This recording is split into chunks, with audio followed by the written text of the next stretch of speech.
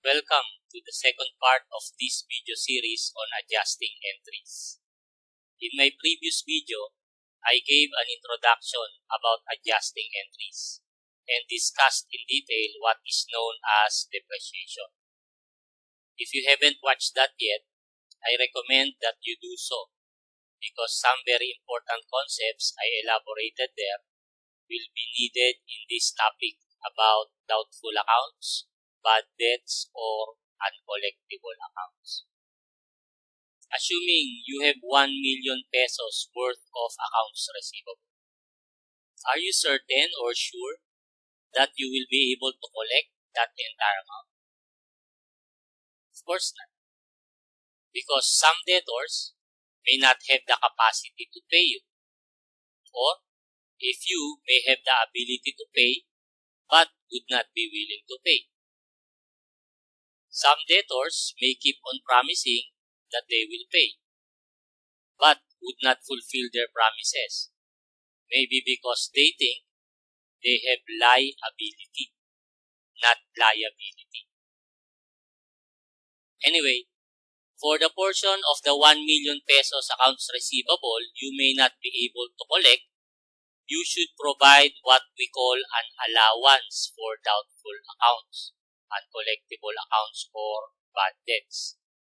The practice of providing an allowance for doubtful accounts is based on the concept of conservatism, also known as the doctrine of prudence, which dictates the anticipation of possible future losses, but not future gains. Let's have this problem. During 2018, its first year of operations, Starlight Company rendered janitorial services on account amounting to 1,200,000 pesos, of which 850,000 pesos has been collected as of the end of that year. It was estimated on December 31 that 5% of the accounts receivable balance may prove to be uncollectible. The following year, the company rendered services on credit for 1,500,000 pesos and collected 1,400,000 pesos of its receivables. At year end, Starlight estimated doubtful accounts at 7% of its accounts receivable. Of course, the requirement of this problem is for us to prepare the necessary adjusting entries with regards to the doubtful accounts. As mentioned in my video on depreciation, adjusting entries are prepared at the end of every accounting period. And since it is stated in this problem that the estimated uncollectible account was made on December 31, the company obviously uses the calendar year, meaning their business year begins every January 1 and ends every December 31. Therefore, our first adjusting entry must be dated December 31, 2018. The pro forma entry to record doubtful accounts is debit, doubtful accounts expense, and credit, allowance for doubtful accounts. By the way, when I say pro forma entry, it means the debited and credited accounts without amount. Anyway, again, debit, doubtful accounts expense, because the possibility of being unable to collect an accounts receivable would mean a loss on the part of Starlight Company.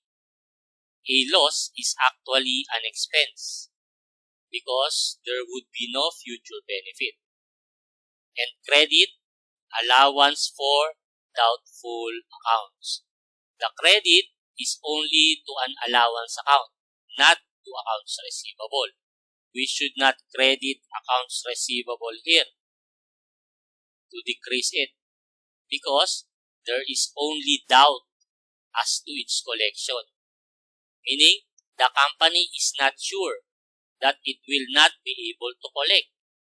It may or it may not be able to collect. That's why the appropriate account title is Allowance for Doubtful Accounts, or Allowance for Bad Debts, or Allowance for Uncollectible Accounts, which, like accumulated depreciation, is a contra-asset account. That's why it is credited, because being a contra-asset account, its normal balance or increased side is credit. If the normal balance of asset is debit, then the normal balance of a contra-asset must be credit. The next question now is, how much must be the debit to doubtful accounts expense and the credit to allowance for doubtful accounts? It says here in the last sentence of the first paragraph of the problem, it was estimated on December 31 that 5% of the accounts receivable balance may prove to be uncollectible. So, out of the three methods of estimating doubtful accounts, the method used here is clearly the percent of accounts receivable method, because it says here 5% of the accounts receivable balance. The other two methods are the aging of accounts receivable method and the percent of sales method. I will be doing a separate video to illustrate using accounting problems these two other methods. Later in this video, however, I will be explaining them so you will have an idea already.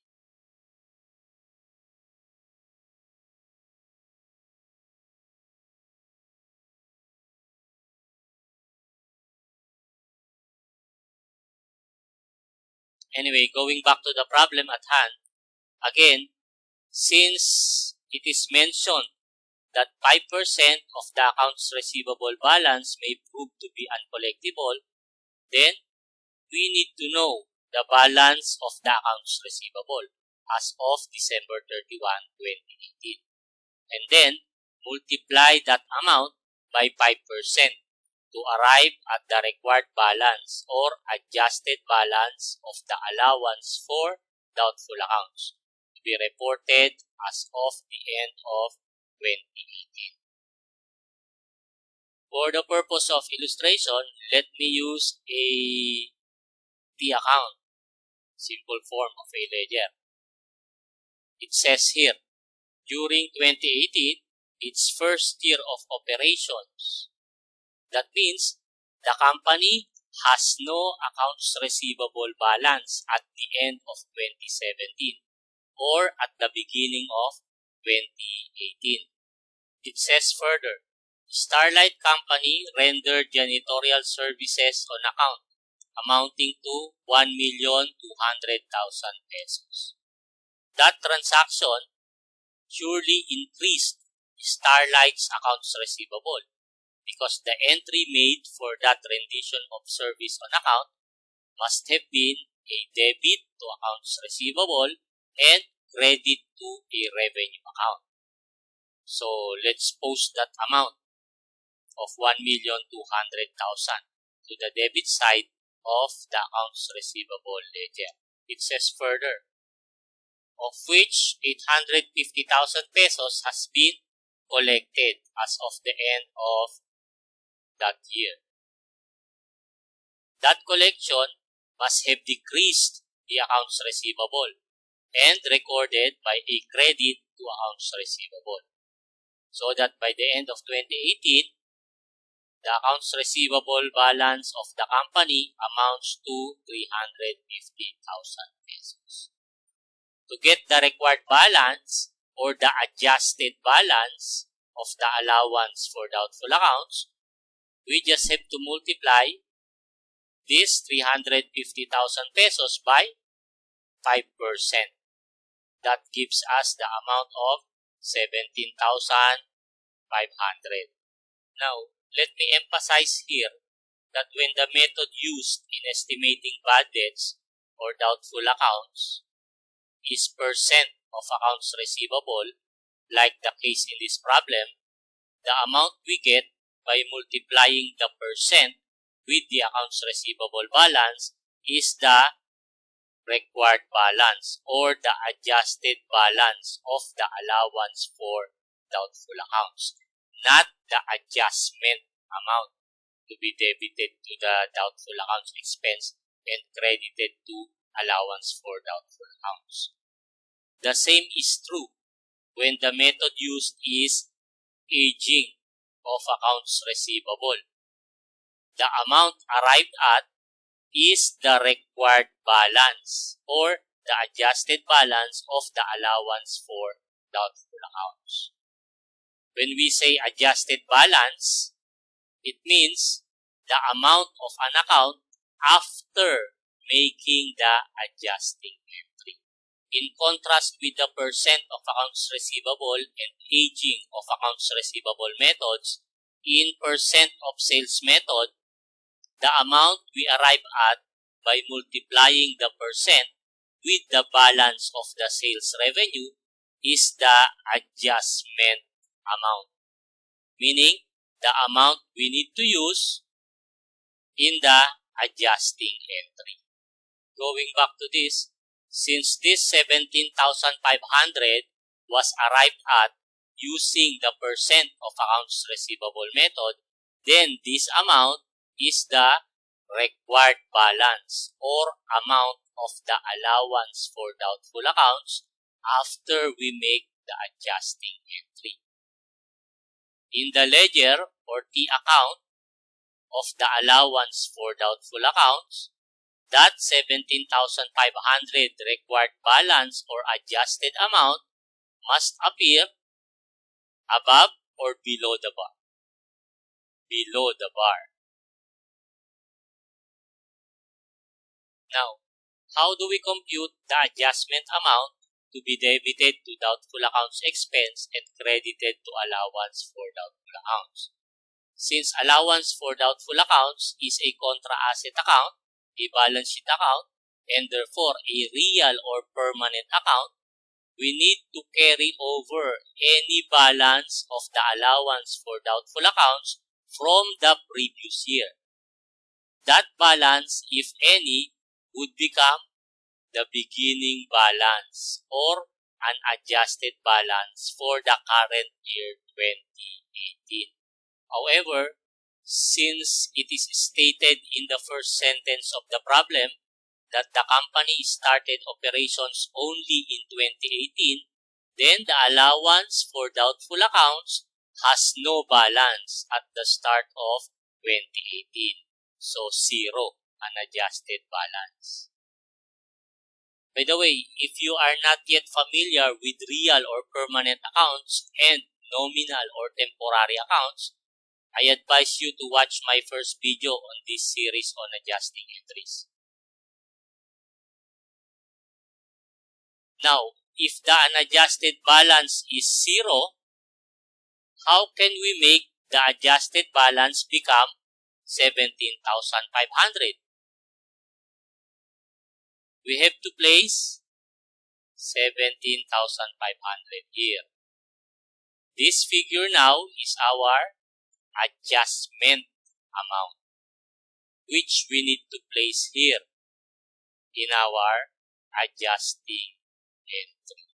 Now, let me stress well that this 17,500 here came from this adjustment figure, not from this required balance or adjusted balance. It just so happened that there is no unadjusted balance carried over from the year 2017 because the company started its business only in 2018. That these two amounts are the same.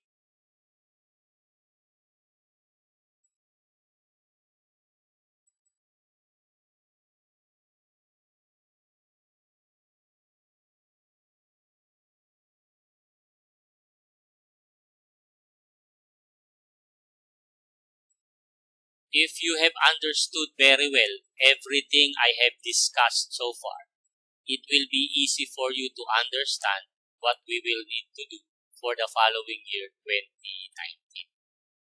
But before we proceed to the 2019 transactions, let us discuss the financial statement presentation of this accounts receivable of 350,000 pesos, this 17,500 adjusted balance of the allowance for doubtful accounts, and this doubtful accounts expense of 17,500 on December 31, 2018. The allowance for doubtful accounts, being contra accounts receivable, is shown as a deduction from the accounts receivable in the notes to the statement of financial position to get the net realizable value of 332,500, while the doubtful accounts expense of 17,500, being an expense, is presented in the income statement.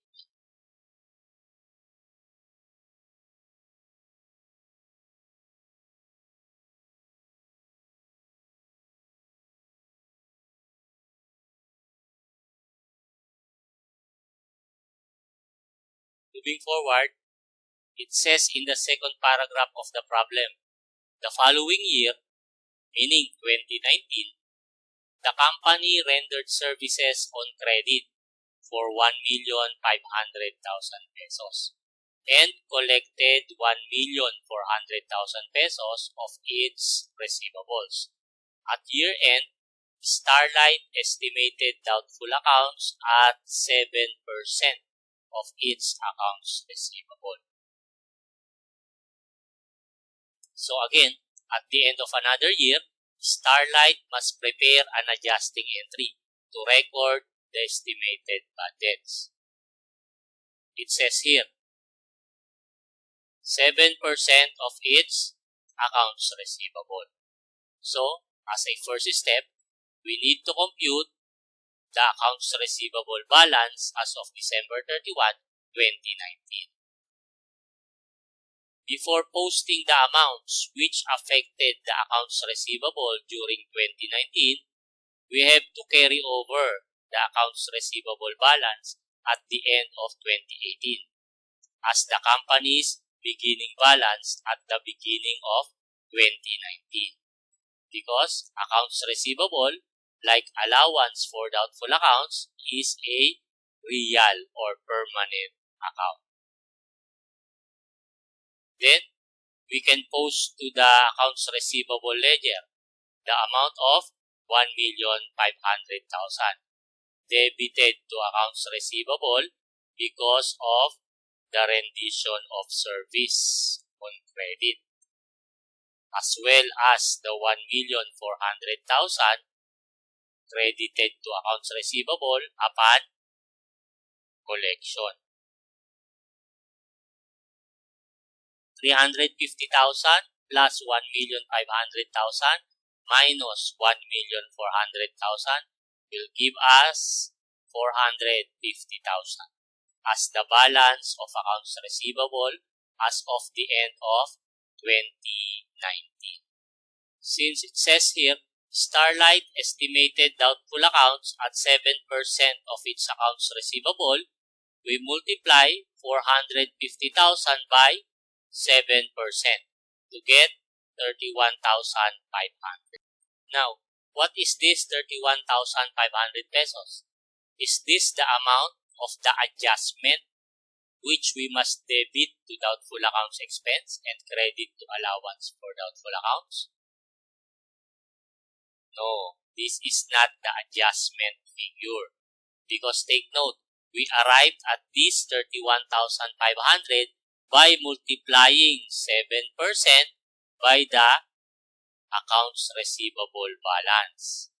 Therefore, the method used to estimate doubtful accounts for this year 2019 is again percent of accounts receivable, which means that this must be the required balance or adjusted balance of the allowance for doubtful accounts. To get the amount of adjustment which we will use for our adjusting entry, again, we can prepare 80 account for the allowance for doubtful accounts. Where should we place the 31,500 required balance or adjusted balance? Above the bar or below the bar? Below the bar, since that is the adjusted balance. And because allowance for doubtful accounts is a contra-asset account, which is an element of the statement of financial position or balance sheet, it is a real or permanent account. And as such, its balance at the end of 2018 is carried over as the beginning balance of 2019. Please note that this allowance balance carried over from 2018 must be placed here on the credit side, because credit is the normal balance of allowance for doubtful accounts. From this unadjusted balance of the allowance for doubtful accounts of 17,500, how can we make the adjusted balance become 31,500? Again, how can we make this 17,500 unadjusted balance become 31,500? By placing 14,000 here on the credit side. This 14,000 now is our adjustment amount. So that 17,500 plus 14,000 will give us 31,500.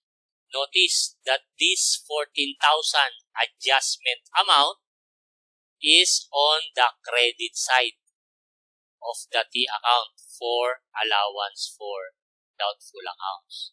That means in our adjusting entry on December 31, 2019, we must credit this 14,000 to allowance for doubtful accounts and debit the same amount to doubtful accounts expense. In our financial statement presentation, this doubtful accounts expense of 14,000 would be shown as operating expense in the income statement for the year ended December 31, 2019.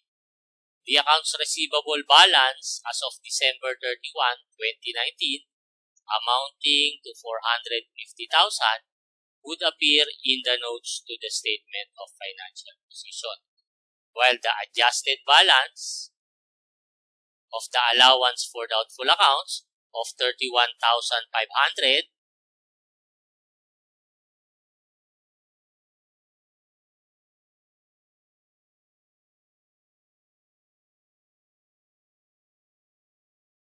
would be presented as a deduction from the gross accounts receivable to get the net realizable value of 418,500.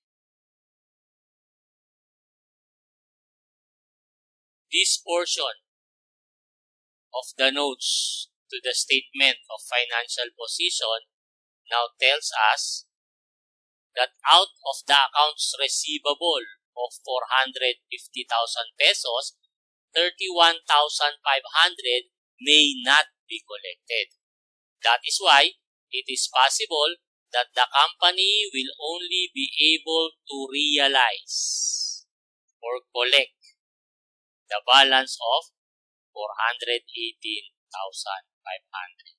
That's why this figure is called net realizable value.